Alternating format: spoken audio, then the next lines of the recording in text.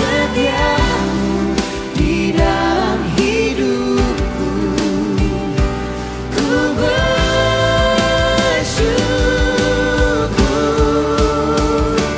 Tuhan.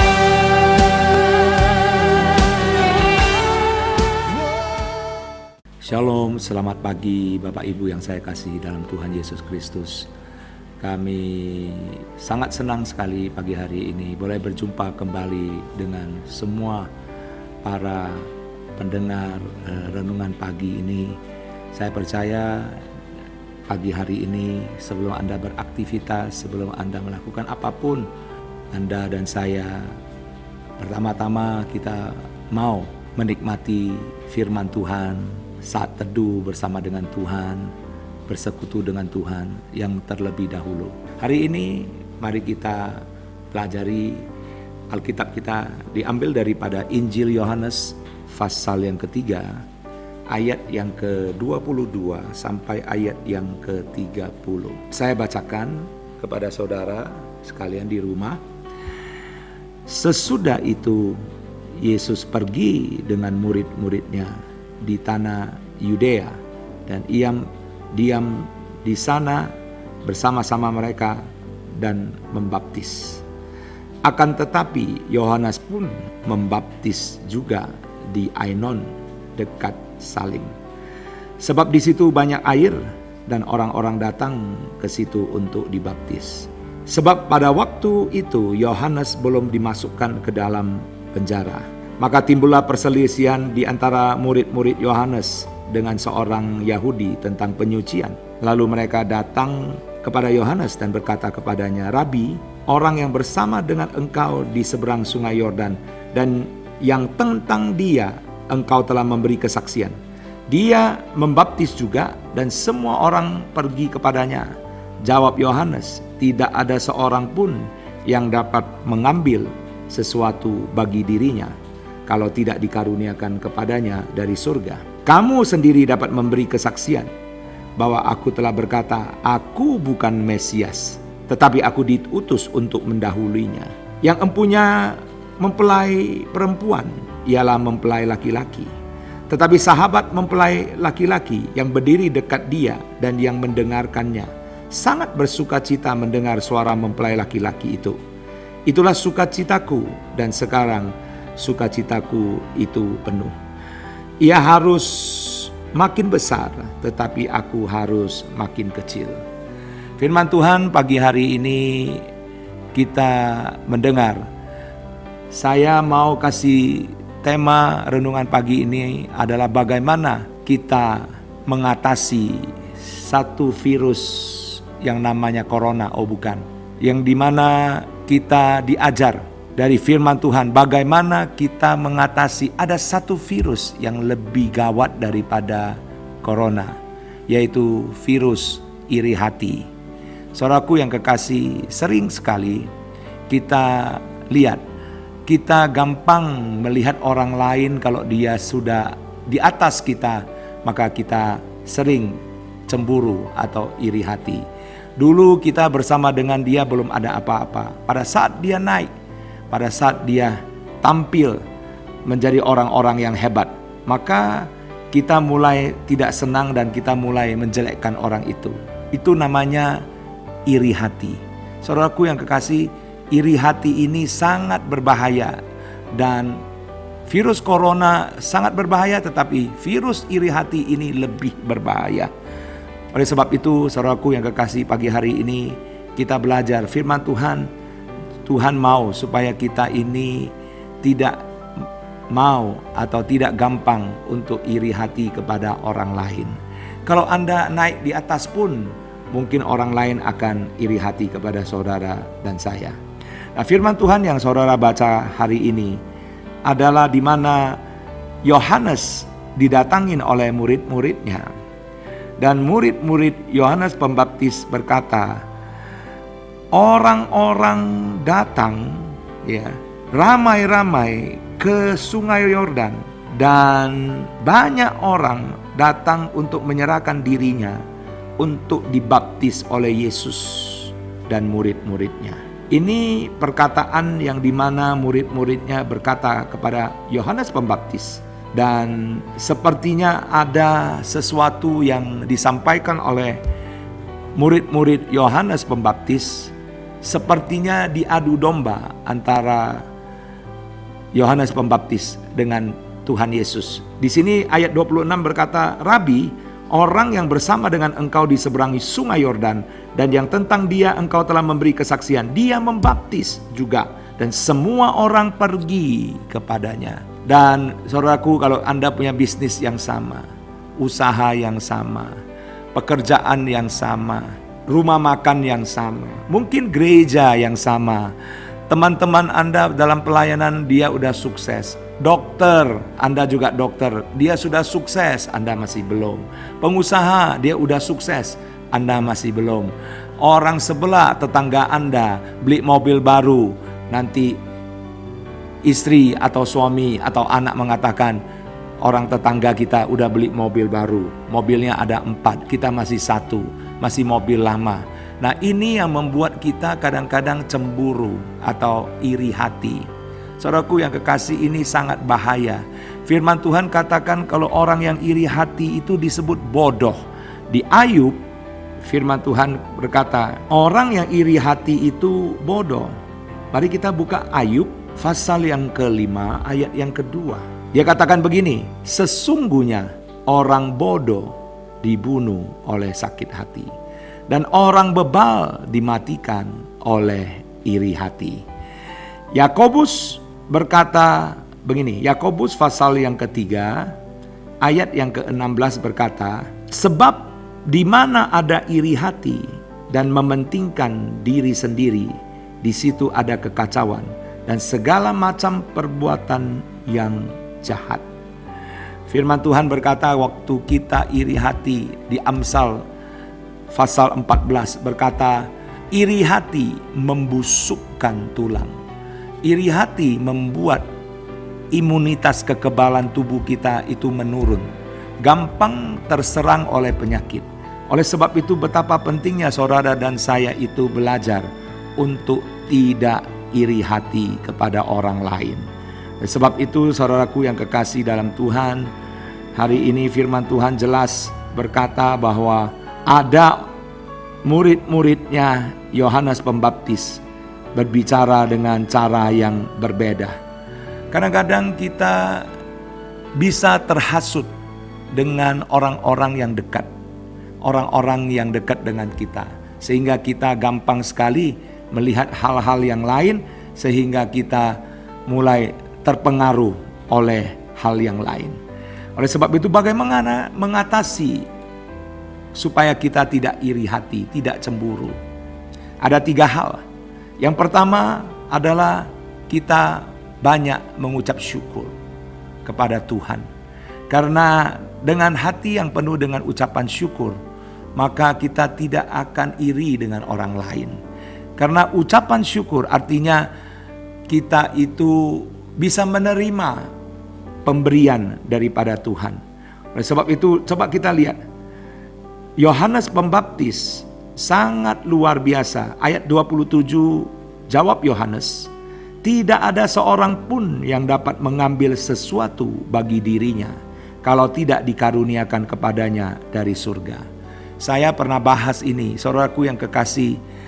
Kalau Tuhan sudah memberi, tidak ada satupun yang dapat menghalanginya. Kalau Tuhan sudah membuka pintu, tidak ada satu orang yang dapat menutupnya.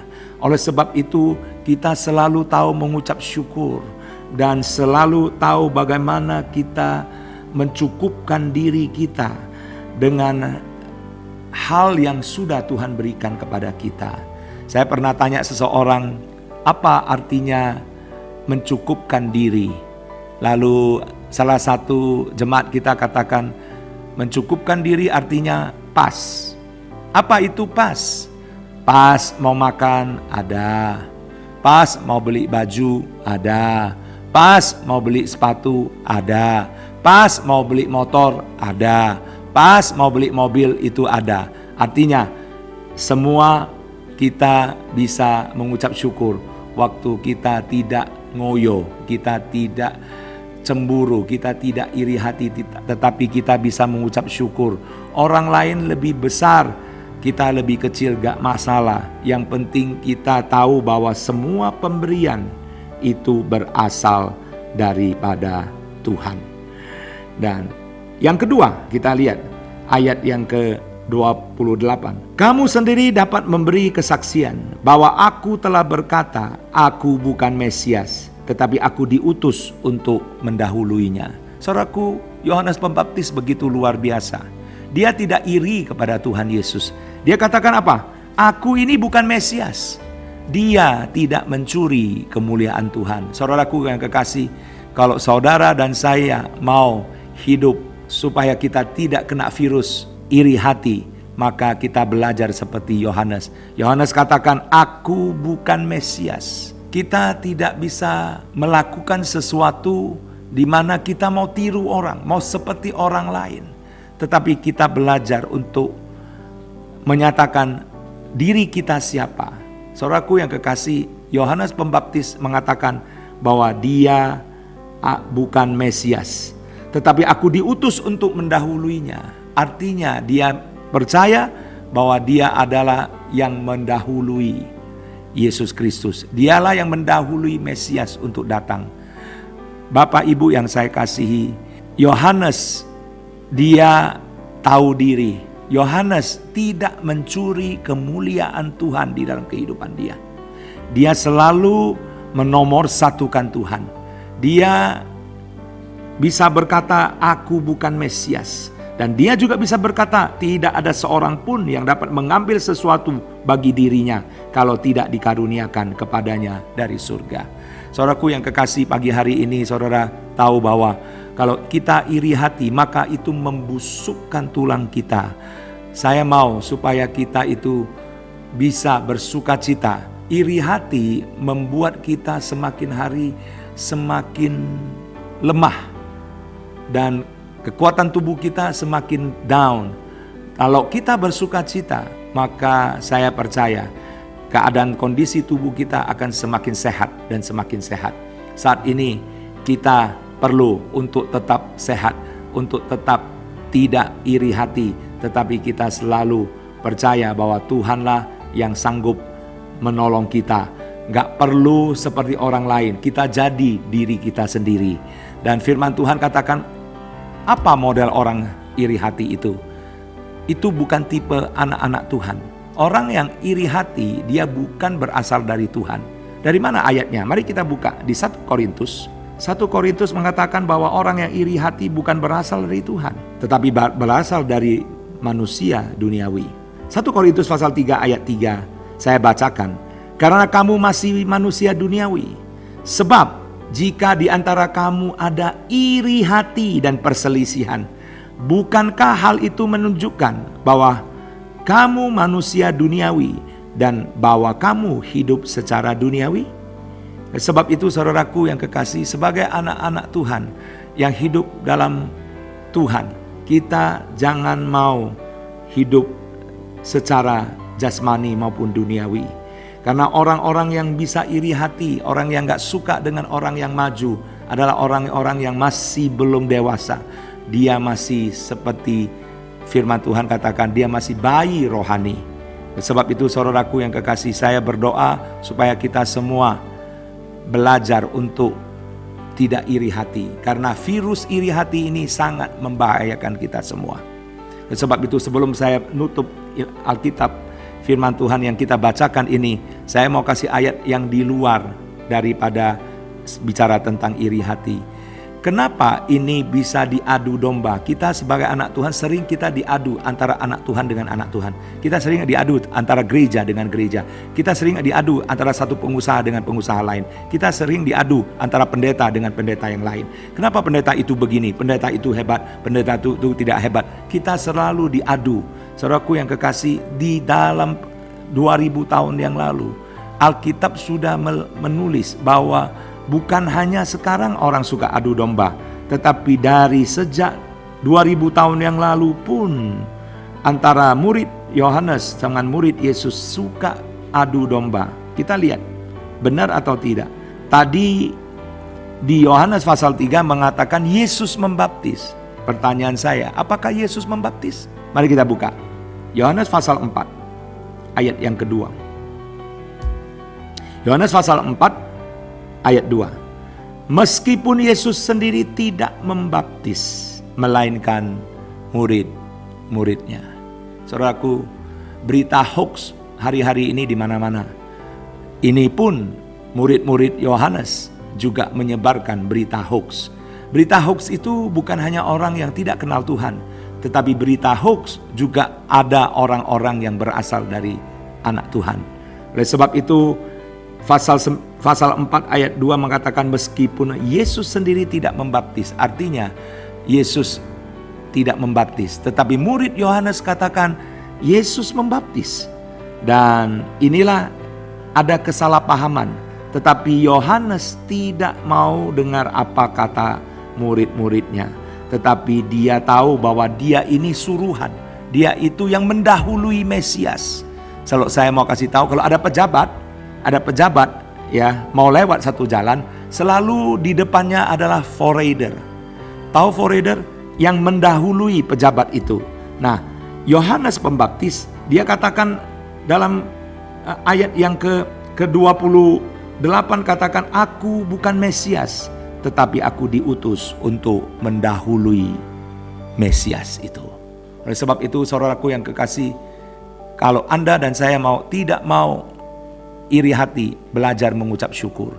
Yang kedua, kalau kita bisa menguasai tidak iri hati adalah waktu firman Tuhan katakan tidak ada seorang pun yang dapat mengambil sesuatu bagi dirinya kalau tidak dikaruniakan kepadanya dari surga. Dan yang ketiga, kalau kita mau luput dari virus, bukan virus corona, tetapi virus iri hati, maka kita belajar, kita mau mengasihi. Waktu kita mengasihi seseorang, mau dia kaya, mau dia miskin, maka kita tidak akan punya kesempatan. Ada waktu untuk iri hati. Firman Tuhan katakan, kasih itu sabar, kasih itu murah hati, kasih itu tidak cemburu. Oleh sebab itu hari ini Anda dengar firman Tuhan agak panjang, tetapi saya mau beritahu kepada saudara, virus corona tidak sebahaya dengan virus iri hati. Virus iri hati lebih berbahaya daripada virus corona. Oleh sebab itu hari ini Anda sudah dengar firman Tuhan, mari kita tundukkan kepala dan kita mau bersatu dalam doa. Terima kasih Bapa kami yang di dalam surga, yang kami panggil dalam nama Tuhan Yesus. Kami mengucap syukur dan terima kasih buat firman Tuhan hari ini. Biar kami belajar untuk selalu mengucap syukur dan untuk belajar untuk menerima apa adanya, dan kita tahu apa yang Tuhan berikan selalu yang terbaik bagi kita. Yang ketiga, kalau kita mau jauh daripada iri hati, kita mau selalu mengenakan kasih Kristus dalam kehidupan kita, sehingga kasih Kristus itu selalu mengalir dalam kehidupan kita, sehingga kasih ini yang membuat kita tidak sombong, membuat kita tidak jahat, membuat kita menjadi orang-orang yang murah hati dan sabar. Terima kasih Tuhan buat firman-Mu hari ini. Kami sudah berdoa mengucap syukur hanya dalam nama Tuhan Yesus Kristus. Haleluya, amin. Selamat pagi, Tuhan Yesus memberkati.